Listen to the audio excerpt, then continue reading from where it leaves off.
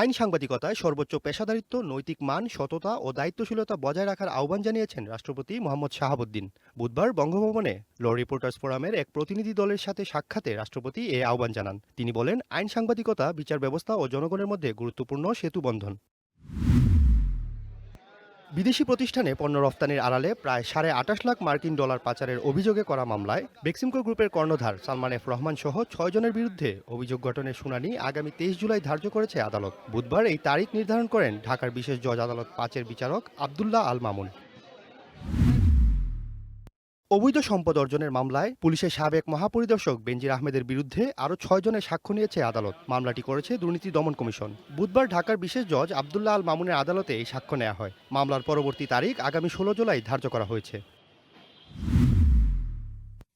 পূর্বাচল নতুন শহর প্রকল্পে 4টি থানা, 6টি তদন্ত কেন্দ্র এবং 2টি পুলিশ লাইন স্থাপন করবে সরকার। সকালে বরকাও পুলিশ ক্যাম্প উদ্বোধন করে একথা জানান আইজিপি মোহাম্মদ আলী হোসেন ফকির। পূর্বাচলকে ডিএমপির আওতায় এনে একজন অতিরিক্ত পুলিশ কমিশনারের নেতৃত্বে পৃথক বিভাগ গঠনের পরিকল্পনার কথাও জানান আইজিপি। আগামী দিনে দুষ্টের দমন এবং ভালো মানুষের জন্য নিরাপদ রাষ্ট্র গড়ে তোলাকে অগ্রাধিকার দেওয়া হচ্ছে মন্তব্য করেছেন ভূমিমন্ত্রী মিজানুর রহমান মিনু। বলেন, দেশের আইন শৃঙ্খলাকে সর্বোচ্চ অগ্রাধিকার দিচ্ছে সরকার। সকালে রাজশাহী মেট্রোপলিটন পুলিশ আরএমপির 34তম প্রতিষ্ঠাবার্ষিকীর উদ্বোধনী অনুষ্ঠানে তিনি এসব কথা বলেন।